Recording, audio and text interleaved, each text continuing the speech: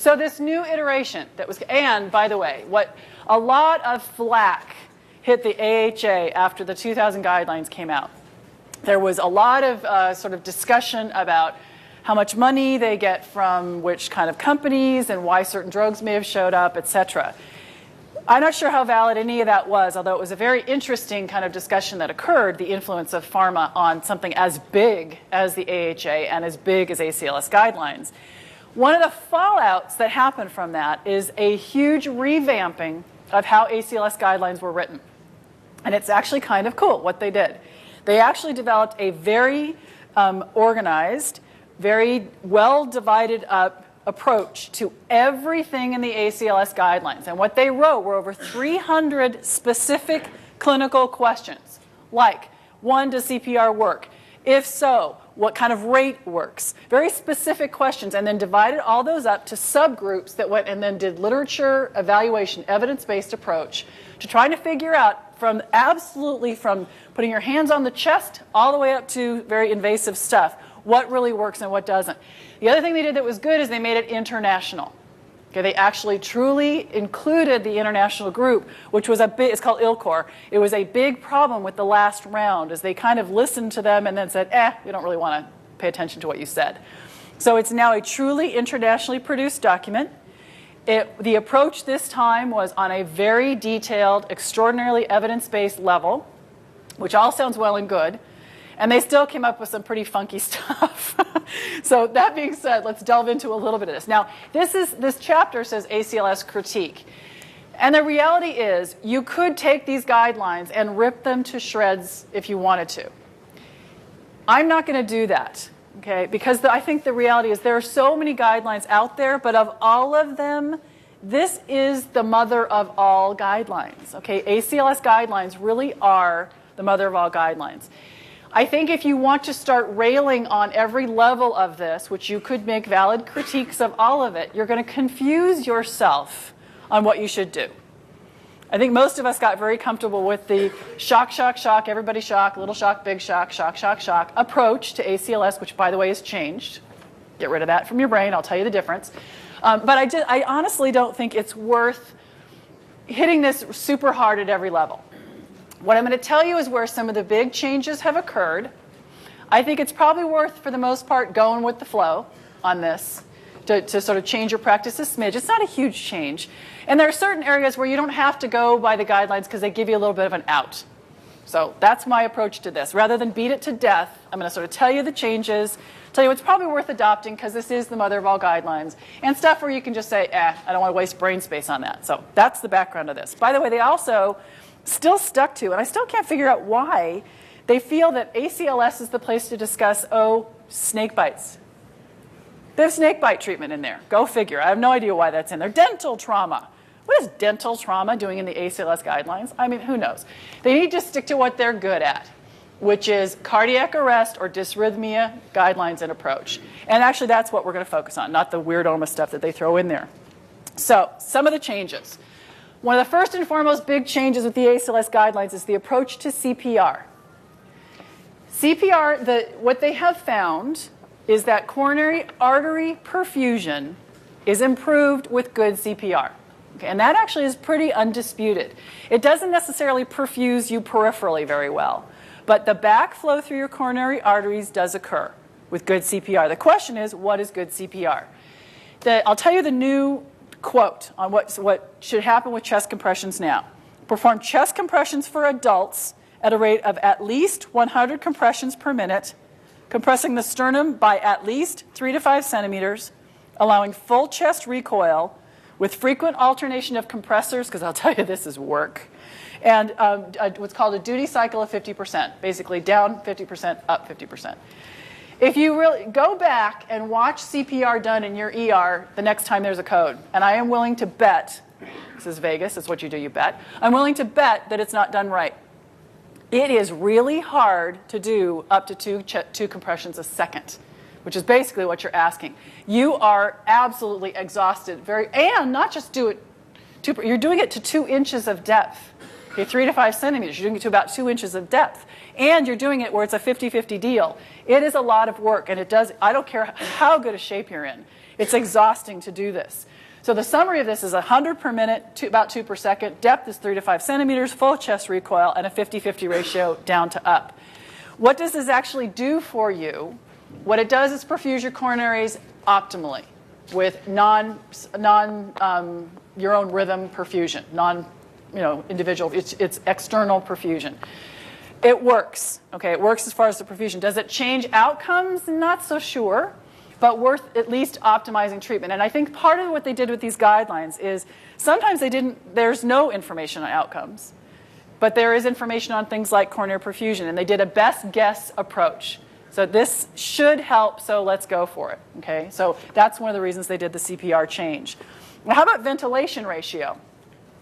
One of the things about the old guidelines for CPR was you had the adult sort of pulses and how much you did compressions and breathe, and you had the kids that were different, and you had to remember that, and oh my goodness, it's a mess. What they did with this one is they said if there's a single rescuer, so one of you codes right now, and no one in the room is willing to do CPR on you but me. Okay, if it's just me, I'm the one that's doing your CPR, it's a 30-to-2 compression to ventilation ratio. 30 times down on your chest. Okay, then I give 2 ventilations. The other thing is if it happens to be one of your children who comes in here, be it a 2-year-old or a 10-year-old or an infant, same thing. Okay, no differences as far as what size person. It's all the same thing. Single rescuer, it's 30-to-2. I count to 30, 2 breaths. I count to 30, 2 breaths. If there are 2 of us that are willing to do CPR on you or your child, who codes right here in front of the crowd, it's a 15-to-2. I give 15 compressions, 2 breaths, 15, 2 breaths, because I have somebody who I can do it more frequently that way. And you can, if you want to give 2 puffs initially, that's fine to do that. The key also is you shouldn't stop CPR for the ventilations to be given. And this is something that carries through all of the new guidelines, is CPR should be stopped for very few reasons. CPR should continue all the time. While you're giving drugs, while you're trying to intubate, you shouldn't stop and check for rhythms all the time. You need to just continue CPR like crazy. So the ratios are a little different, and now there's no change based on size of person. The reason they did that, by the way, was trying to simplify a technique that is done not just by medical personnel, but by lay people as well. Try to make it as easy as possible for all of us to do this and do this as optimally as possible. When would you stop and check? Well, I'll talk about that in a second. I'm going to come back to it because I'm going to come back at the end to how they've changed the approach to cardiac arrest, particularly in a monitored setting, like in an ER. And it is different, and I'll tell you how to do that. It's a hard thing to unlearn. This stop a sec, let me look at the rhythm. It's a really hard thing to unlearn, but I'll tell you sort of how to approach it in a sec. Now, let me tell you I am a disaster magnet. I get on an airplane, I go to a public place, I go to a mall, somebody breaks their ankle, gets hit by a car, codes something. I am just one of those people that it just happens. I don't know why. I'm just this disaster. My sister has refused to go to public places with me anymore because somebody will aspirate and need a Heimlich maneuver if we're there. My first code that happened in my sort of career as walking around happened on the corner in the Castro district in San Francisco when I was an internal medicine intern. And a guy coded. He just dropped on the street. And I was confronted with my first major ethical dilemma of my career. Because all over this guy were Kaposi's lesions. Everywhere. And I had a major conundrum on what to do about mouth-to-mouth on that guy. Was I going to do mouth-to-mouth on that guy? And thank goodness for some Girl Scout type person who happened to be around who had a mouth mask. And she said, I'll do the ventilations. I was like, yes, I got the chest. And we're set. My dilemma was solved. Could I have just done compressions and not done mouth-to-mouth? The reality is yes, and you are now given that out officially in the Acls Guidelines. The compression-only CPR deal, where you're not actually doing the ventilations, you actually get some air exchange just with compressions alone. So if someone, for whatever reason, is not comfortable doing mouth-to-mouth, they give you an official out these days. And it's the compression. Basically, rescuers should be encouraged to do compression-only CPR if they are unwilling to do airway and breathing maneuvers or if they're not trained in CPR. So you have an official out now. So my ethical dilemma isn't an ethical dilemma anymore. Okay. That's the approach to CPR. Do it aggressively. It's 100 per minute, blah, blah, blah, the ratio. Remember, those of us that work with pre-hospital personnel have spent a decade, a little more than a decade, teaching them shock. Get in there, get the AED, slap it on their chest, and shock them the minute you get to a code. Okay, if you have a shockable rhythm, that's what you want to do. Guess what? That's changed. What they recommend now is what's called the priming the pump. This is actually kind of interesting. Abstract number 4 is an abstract that says this doesn't work. All the rest of the abstracts in this section say it does work. And what this is limited to is the pre-hospital cardiac arrest. Not the person who codes in the hospital, not the person who codes right in your ED, but this is the call 911, dad, had an arrest at home. What they found is that outcomes, as far as resuscitation outcomes, not necessarily neurologic, but resuscitation outcomes were a little bit better if you did CPR for 3 to 5 minutes before you shocked that person. I'll tell you what happened in LA County with this, and it's now in the Acls Guidelines. That is the recommendation. In an unwitnessed arrest where somebody is called to the scene, and it's been probably 3 to 5 minutes, they've been down or more, to go ahead and do CPR first, anywhere between 2 and 5 minutes. 2 to 3 is what they recommend, actually, and then shock. The fallout of this for pre-hospital people is big. You've spent a whole long time teaching people how to do shock, shock, shock first. Now you have to erase that. And it has a big impact on AED use. What we've done in where I work full-time, is we have, in our pre-hospital setting, we only have X number of paramedic squads and X plus, a certain number of fire stations. When a 911 call goes out, the first dispatch is the engine with the firefighters and the AED. What follows them, ultimately, is the paramedic squad, sometimes together, but it depends who's working where when, who's at what site. The problem now is you're going to have firefighters on scene doing what they were taught to do, which is to hook up the AED machine, stand back like it tells you to, and it does its thing. Now the retraining is going to be to have them do CPR first, then hook up the AED and do their thing.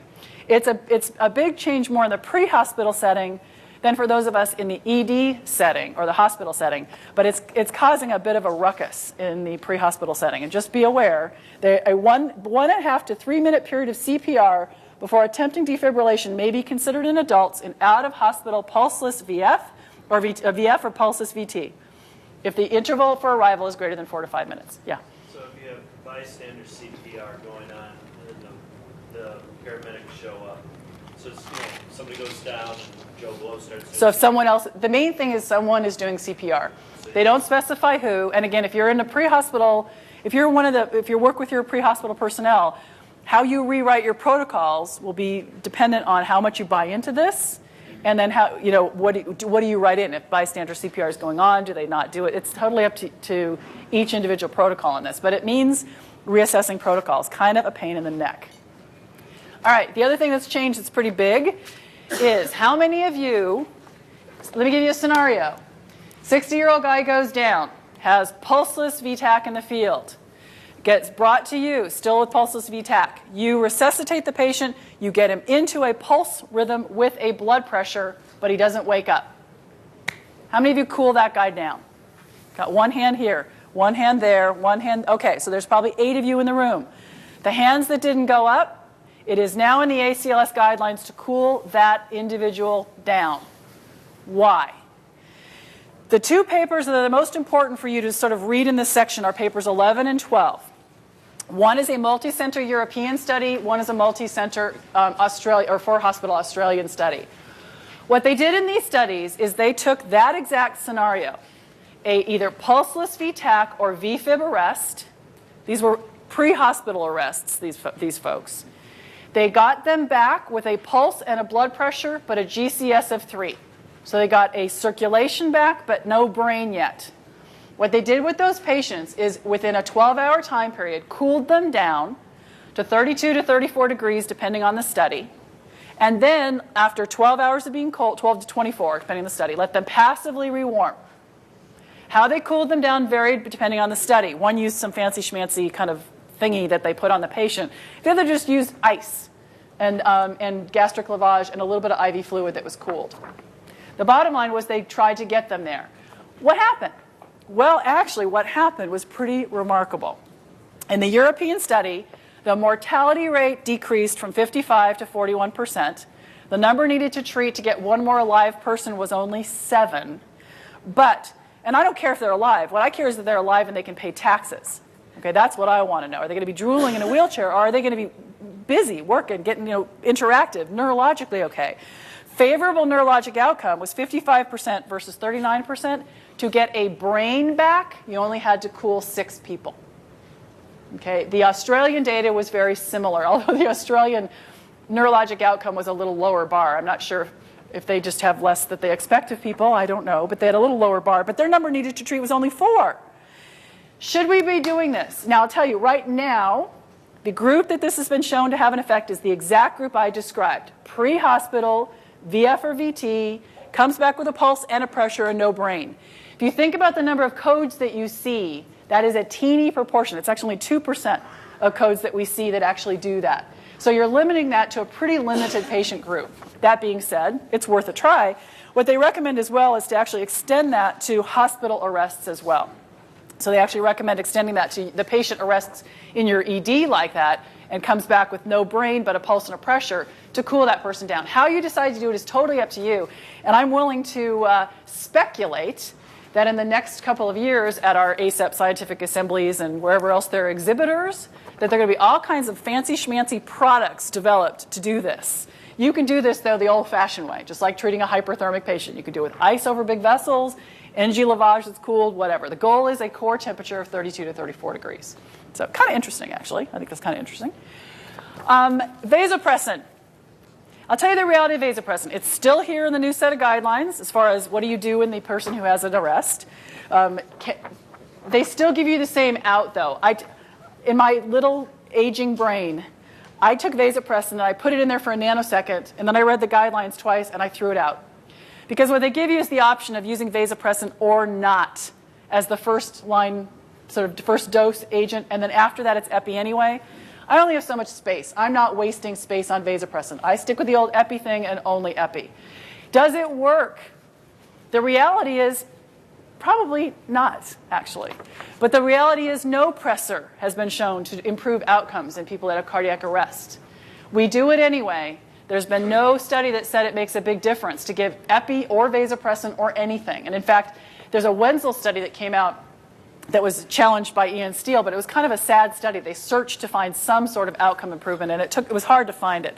The reality is you're still going to be giving epi during codes, and don't waste brain space on vasopressin. You don't need to. It's not worth it. Now let me wrap with the new algorithm for people who cardiac arrest on you. Okay, the algorithm is different, and take that shock, shock, shock, everybody shock, little shock, big shock. I used to remember it like that. 3 shocks, 200, 300, 360, epi, shock again, lido, shock again. That's how I remembered it by this lovely little ditty. Throw the ditty away. Okay, the ditty is gone. The current recommendation in somebody who has a pulseless arrest, so you go to their bedside and they have a pulseless arrest, the focus is aggressive and appropriate CPR. That 100 per minute, good chest compression depth, full recoil of the chest, working hard kind of CPR with minimal interruption. The goal is to keep that going. And in fact, they recommend 5 cycles of CPR, basically 5 full CPR breath cycles, so 30 to 2 kind of cycles, or 15 to 2 cycles, that happen before you ever check anything as far as interventions. They recommend going right back to CPR if you do an intervention. So, a couple things. First of all, it is no longer shock, shock, shock. It's 1 shock at 360. So that's one major change. And by the way, in the SAM, the Society for Academic Emergency Medicine meeting that was I just came from there, actually. It's in San Francisco. It ended on Sunday. One of the plenary papers looked at that. Is 360 up front more beneficial at getting a perfusing rhythm back than is sequential shocking? And the answer is yes. So starting it, just go for the gusto and start at 360 once. Okay, so there's no pulse. Biphasic is 200. 200 for biphasic. Okay, and again, what they're recommending is just start on the high end and just leave it there. Okay, just don't ramp up. There's no point. Just start with the gusto. So you've gone to the so here's your code. You've gone to the bedside. There's no pulse. I look at the monitor. It is a VTAC or VF rhythm, a shockable rhythm, versus flatline, which is different. Okay, it's a shockable rhythm. I shock it at 360, and before, what we used to do, we all did this. I always run codes with my finger on the carotid, so I know if there's a pulse ever. So I take it off, obviously, when they shock, but back on immediately. What we tend to do in that, and our habit has been, to watch the monitor, which goes like this and then goes flatline for a while, right? And then does something. The recommendation is to stop that.